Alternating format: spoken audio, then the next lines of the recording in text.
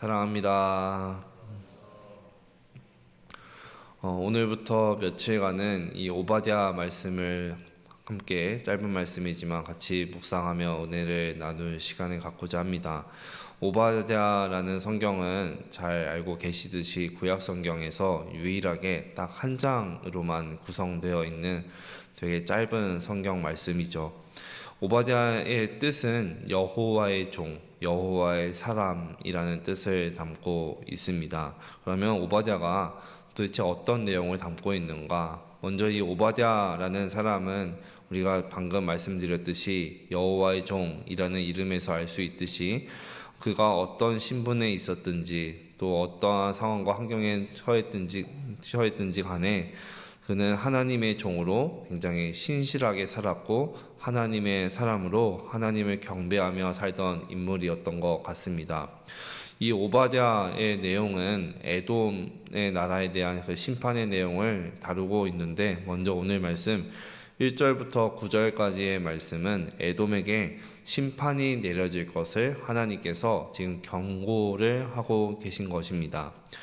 1, 2절 말씀을 다시 살펴보시면 하나님께서 여러 민족에게 천사를 보내십니다. 그리고 천사들에게 이르시기를 일어나서 함께 싸우러 가자 이야기합니다. 결과적으로 에돔은 이 전쟁을 통해서 심판을 통해서 굉장히 작게 될 것이고 굉장히 멸시를 받고 경멸을 받게 될 것이다 라는 경고를 받습니다. 에돔이 이렇게까지 하나님의 심판을 받는 이유는 무엇일까요? 왜 이렇게까지 되었을까요? 바로 하나님께서 친히 개입하셨기 때문입니다. 세상의 역사나 한 나라의 흥망성쇠를 살펴보면은 당시의 초강대국이 세상을 좌지우지하는 것 같고 역량이 뛰어난 최고의 통치자, 리더자가 모든 것을 주도하는 것 같지만 지난 우리 인류의 역사를 천천히 살펴보면은 결국 하나님께서 역사하셨고 하나님께서 친히 개입하셨다, 이끄셨다라는 것을 우리는 알 수 있습니다. 물론 우리 개개인의 삶도 마찬가지입니다.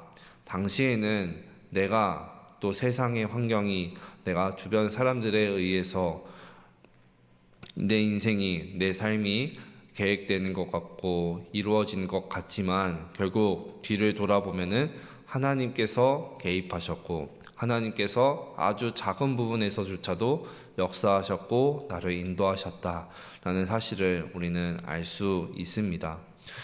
그러면 하나님께서 왜 이렇게까지 친히 에돔의 심판에 개입을 하시고 인도를 하시고 경고를 하시면서까지 이야기를 하시는 걸까요? 그들의 문제는 3절 말씀에 잘 나타나 있습니다. 제가 3절 말씀을 다시 한번 읽겠습니다. 너의 마음의 교만이 너를 속였도다. 바위 틈에 거주하며 높은 곳에 사는 자여, 네가 마음에 이르기를 누가 능히 나를 땅에 끌어내리겠느냐 하니. 아멘. 에돔이 이렇게까지 된 이유는 오늘 말씀의 제목과 같이 결국 마음의 교만 때문이었습니다. 에돔은 지리적으로 살펴보니 해발 1500m 이상이 되는 굉장히 험준한 바위산에 요새를 건설하고 또 그렇게 삶을 살았다고 합니다. 그리고 이렇게 높은 곳에서 살았기 때문에 그 지역은 난공불락과 같이 누구도 탐낼 수 없고 함부로 쳐들어올 수 없는 요새와 같은 지역이었습니다. 그래서 역사적으로 에돔 사람들을 독수리에 비유를 합니다. 독수리는 새 중에서 가장 높은 곳에 살죠. 그리고 바위 틈에 둥지를 틀고 삽니다. 함부로 누가 쫓아올 수도 없고 함부로 해를 끼칠 수도 없습니다. 게다가 조류 중에서도 가장 강한 새로 이야기가 되고 있죠. 또한 시력도 좋아서 상공에서 2000m나 되는 상공에서도 아주 작은 것까지 볼 수 있는 시력도 갖고 있습니다. 이처럼 독수리 둥지와 같은 곳에 요새를 트고 사는 이 에돔 사람들은 누구도 자신들을 함락할 수 없다, 우리를 함부로 대할 수 없고 쳐들어올 수 없고 방해할 수 없다, 우리가 가장 막강하고 누구도 우리를 가벼이 여길 수 없다라는 이 마음에 교만이 가득한 채로 살았던 것입니다. 그런데 이들을 두고 하나님께서 내가 너희를 다 끌어내릴 것이다 라고 말씀을 하십니다. 4절 말씀에 나온 것과 같이 도둑이 남의 집을 넘어가서 물건을 훔칠 때에도 그 집에 있는 모든 것을 다 가져가진 않습니다. 좋아 보이는 것, 가치가 있어 보이는 것 몇 개만 가져갈 뿐입니다. 자신이 가져가려고 했던 것만 가져가지 가져갈 수 있는 정도만 가져가죠. 하지만 하나님께서는 에돔에게 그렇게 하지 않겠다 하십니다. 남긴 것이 없도록 심지어 깊이 감추어 둔 것까지 내가 다 끌어내릴 것이고 다 빼앗을 것이다 라고 무서운 말씀을 하고 계십니다. 끝에 말씀 9절 말씀을 제가 다시 한번 읽겠습니다. 9절을 보겠습니다. 드마나 내 용사들이 놀랄 것이라. 이로 말미암아 에서의 산에 있는 사람은 다 죽임을 당하여 멸절되리라. 드만이라는 이 단어는 에돔의 대표적인 도시를 뜻합니다. 에브라임이 북이스라엘 전체를 대표하듯이 에돔 전체를 대표하는 도시가 바로 드만으로 보입니다.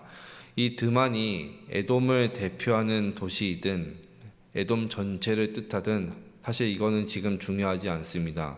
바로 군인들이, 용사들이 모두 다 멸절당할 것이다.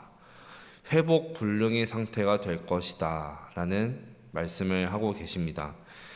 지금 에돔의 무너짐은 그들의 강한 환경이나 높은 자리가 삶의 참된 평안과 안전을 줄 수 없다라는 것을 우리에게 보여줍니다.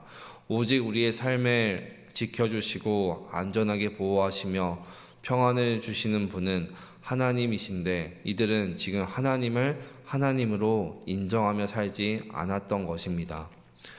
삶의 주인이 하나님이심을 아주 작은 부분에서조차도 내가 하나님을 하나님으로 인정하지 않는 교만이 결국 우리의 삶을 무너지게 만드는 것이죠. 하나님을 경외하는 겸손만이 우리를 유일하게 지켜주는 울타리가 되는 줄 믿습니다. 말씀을 맺겠습니다. 이 오바댜 선지자의 짧은 묵시의 말씀, 하나님의 말씀을 통하여서 이 에돔의 죄와 심판에 대한 이 경고가 그저 역사적으로 흘러가는 이야기, 그들을 향한 경고의 말씀으로만 생각한다면 사실 나에게 전혀 의미 없는 말씀이 되고는 맙니다. 하지만 에돔을 향한 이 하나님의 심판의 메시지는 우리도 세상도 누구도 예외가 될 수 없습니다.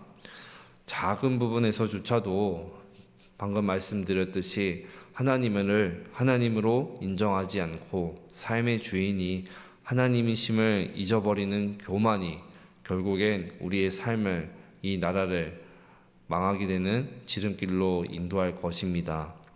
참된 안전은 오직 하나님으로부터만 오는 줄 믿습니다. 이 하루도 나의 능력이나 어떤 환경, 내가 좌지우지하겠다, 생각대로 계획대로 움직이겠다라는 모습은 저 멀리 뒤로 하시고 오직 하나님만이 내 삶을 지켜주시고 인도하시고 나를 강하게 하십니다. 내가 약할 때에도 하나님만이 나를 강하게 하십니다. 라는 이 겸손함으로 하나님만을 경외하는 믿음으로 나아가는 우리의 삶이 되었으면 좋겠습니다.